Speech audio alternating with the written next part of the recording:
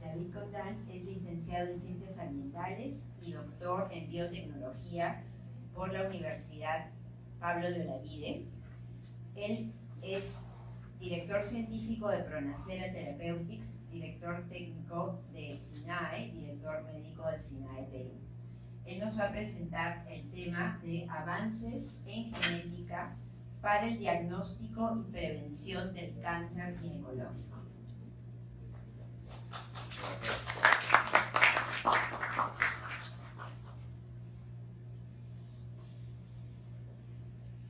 Bueno, lo primero agradeceros la hora que es, que todavía sigue. Estamos acá. Sí, yo voy a intentar ser rápido. Ya mis compañeros han presentado distintas herramientas, que al final es lo importante, herramientas que vosotros necesitáis para determinados pacientes, no para todos. Y en este caso vamos a hablar de herramientas para esos pacientes que vienen con algunos problemas oncológicos. Bien, pacientes que están buscando esa preservación debido a que tienen riesgo de tener cáncer, o que vienen con familiares que ya han sufrido cáncer y quieren saber cómo actuar para poder tener descendencia.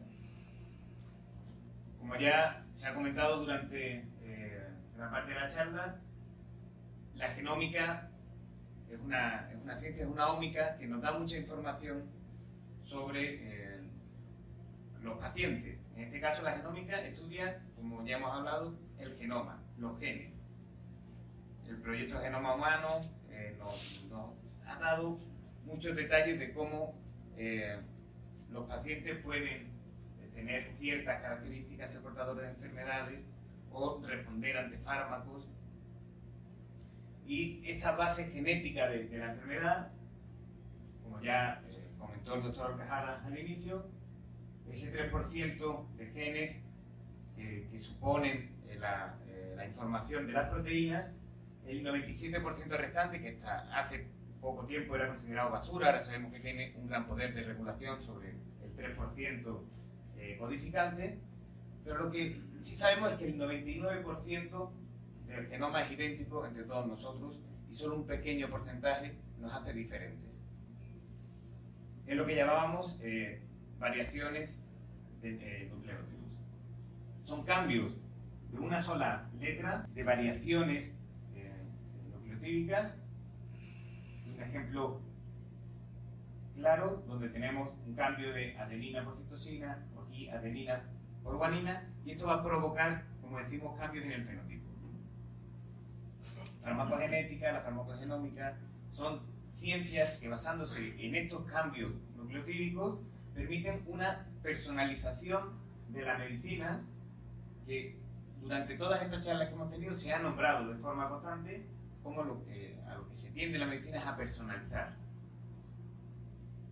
De hecho, conozco al amigo Miguel, que ha comentado Josón, conozco a su mujer y doy fe que no se puede administrar el mismo fármaco, la misma dosis, a cuerpos tan diferentes.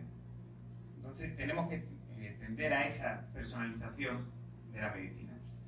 Volviendo a las variaciones nucleotídicas, tenemos que diferenciar principalmente tres tipos. La llamada BUS, que son variaciones de significancia incierta, que no sabemos realmente qué es lo que provocan, a día de hoy tienen un efecto desconocido. Las más famosas, los SNPs, que son polimorfismos de estos nucleótidos, que no tienen un efecto. Para hablar ahora de cáncer. ¿Qué es el cáncer?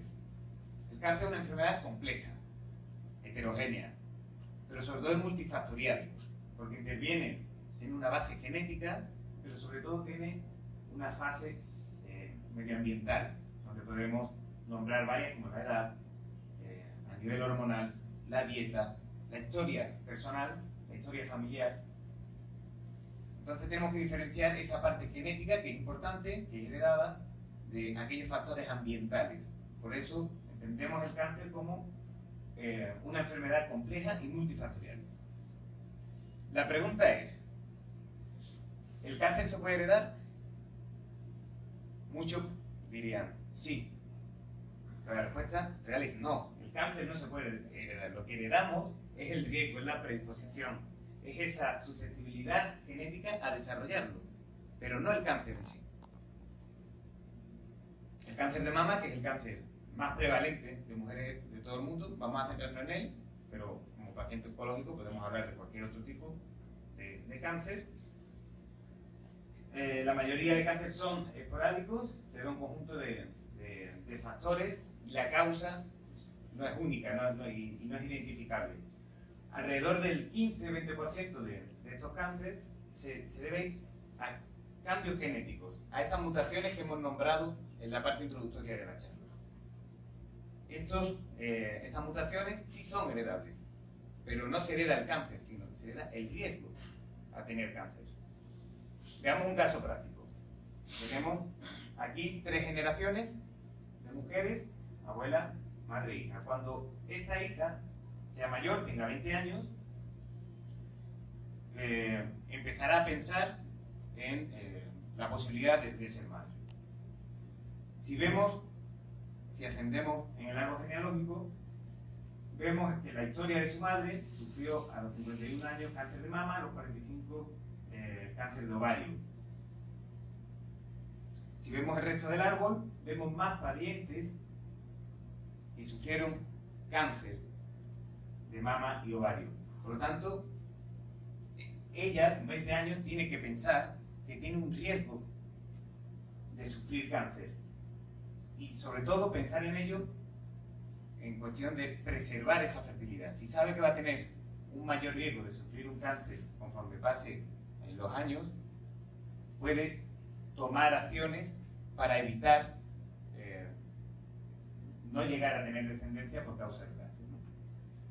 Y ahí es donde aparece el término de preservación de la fertilidad. La principal causa del cáncer de mama y ovario, principal causa de este cáncer hereditario, son mutaciones patogénicas en 2 principales genes, que son BRCA1 y BRCA2.